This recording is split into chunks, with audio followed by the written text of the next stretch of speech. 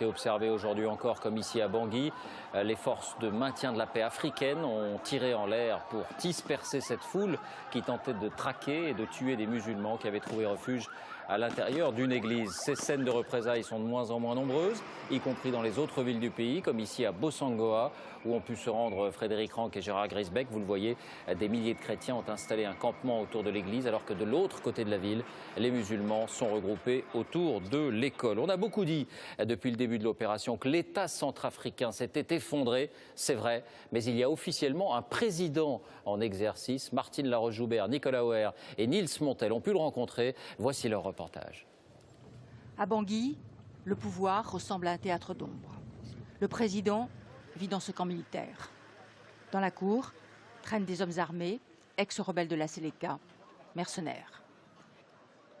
Ils protègent celui qu'ils ont porté au pouvoir par un coup d'État en mars dernier, Michel Djotodia. Le président nous paraît bien seul, peu de ministres autour de lui.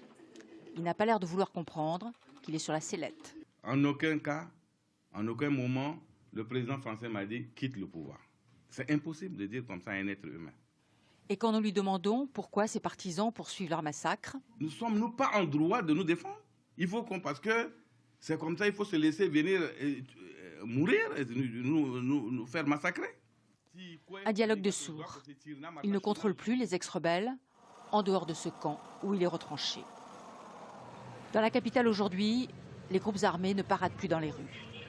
Même dans ce quartier, le PK5, un secteur à 90% musulmans et acquis aux ex-rebelles de la Séléka. Pour les trouver, il faut les chercher dans les ruelles aux alentours. Une caserne délabrée, plusieurs dizaines d'hommes sont réfugiés ici.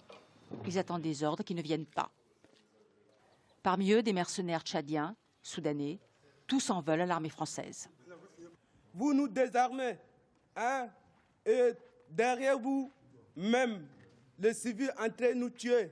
Quand vous désarmez les gens, de deux côtés, si vous voyez des populations qui sont en train de lapider des gens, il faut aller intervenir. Les Séléka s'inquiètent pour leur avenir. Ils souhaitent que l'armée française les protège, eux et la communauté musulmane, contre les exactions et les pillages par certains chrétiens. De chaque côté, la haine, malgré le calme apparent ces dernières heures. L'armée française peut calmer le jeu, certainement pas le président de la Centrafrique. Bonsoir Gérard Grisbeck, vous suivez pour nous les événements sur place, vous aussi. Comment expliquer justement qu'on soit passé de plusieurs jours de violence parfois extrême à ce calme apparent ou durable depuis 48 heures ? Oui, c'est vrai que finalement, les miliciens en armes se sont rendus compte de la détermination des soldats français. Malgré les 2 morts du côté français, eh bien, la détermination est toujours là, les missions continuent, les patrouilles se poursuivent plus que jamais. Et donc, ils ont compris qu'il valait mieux attendre des jours meilleurs. Il faut savoir aussi qu'on ne leur demande pas de désarmer. On leur demande de rester dans leur caserne, de ne pas sortir en ville armés, ce qui n'est pas exactement la même chose. Ça veut donc dire que ces miliciens peuvent rester dans leur caserne avec leurs armes. Ils ne peuvent pas aller en ville avec ces armes, mais ils peuvent rester dans leur caserne. Ça veut dire qu'à un moment donné, lorsqu'on leur demandera vraiment de rendre les armes dans les casernes, on passera à une phase supérieure. Et là, les choses risquent de se passer beaucoup moins bien. Merci Gérard pour ces informations. En France, la fronde des policiers. Le fait n'est pas